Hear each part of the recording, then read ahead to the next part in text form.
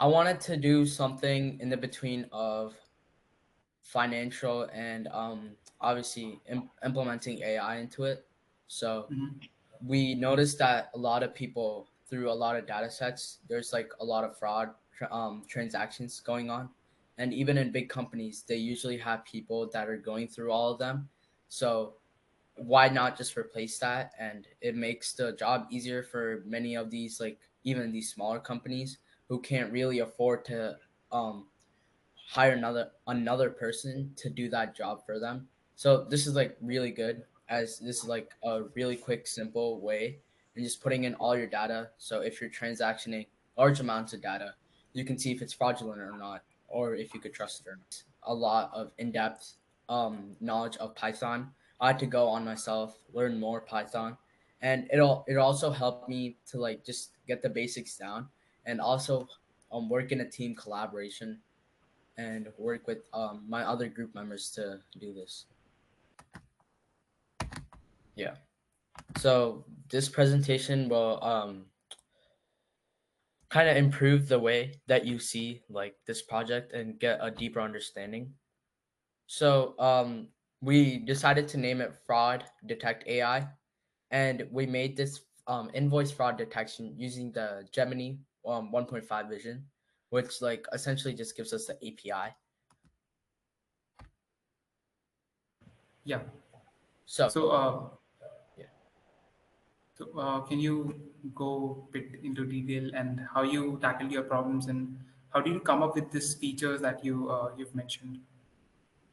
Um, something that I had to something was that was a challenge that I actually have to like go head on tackle is with kind of the UI and like the graphs and what they showed. Usually, when I was doing it, there was like a lot of errors that were popping up for not having insufficient data, or it's just not working out with all the graphs. So I had to limit the certain types of graphs I'm using, and I made sure the graphs that I was using were just fundamental and just important to the overall structure of the whole project. Yeah. Okay.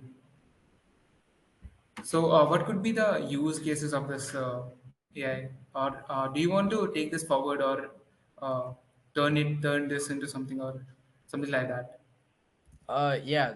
The use cases of this AI, like I mentioned, like if you're a small company that was going through certain types of transactions, so that you can maybe grow your scale, or if you're just buying something from a large retailer or just another company in general, usually you have transaction, and these transactions are through like data sets through usually Excel, or they do many other ways. So any file like you can use, and it'll show you if it's fraudulent or not. So to see if there's like some errors, if there's some different money calculations that are different, that if there are trends that are following in all the data, but there's one thing that does not follow the data at all, or the trend, our the AI will detect onto it, and then it'll help us show if the data is fraudulent or not. Obviously, you'll have one person to look through it, but this is very good because if the data were to be fraudulent, you could see in what areas it were fraudulent or not. Usually, these data sets are really big. I'm talking 100K lines of just details on just companies or just anything. This is really good because you don't really have to look at all of it as like an individual, as that would take a long time.